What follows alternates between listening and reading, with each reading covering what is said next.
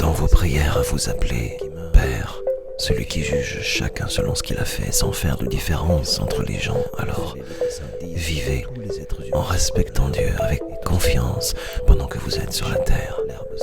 La façon de vivre que vous avez reçue de vos ancêtres ne menait à rien, mais vous le savez, Dieu a payé un grand prix pour vous libérer de cette façon de vivre. En effet, il ne l'a pas fait avec des choses qui peuvent s'abîmer comme l'or ou l'argent.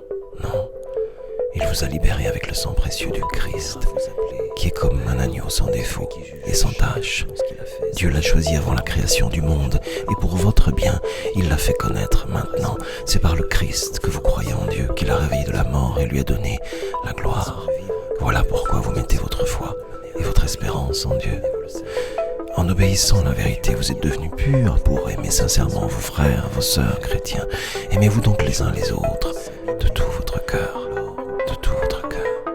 La parole de Dieu vous a fait naître de nouveau, et cette parole n'est pas comme une graine qui meurt, elle est vivante.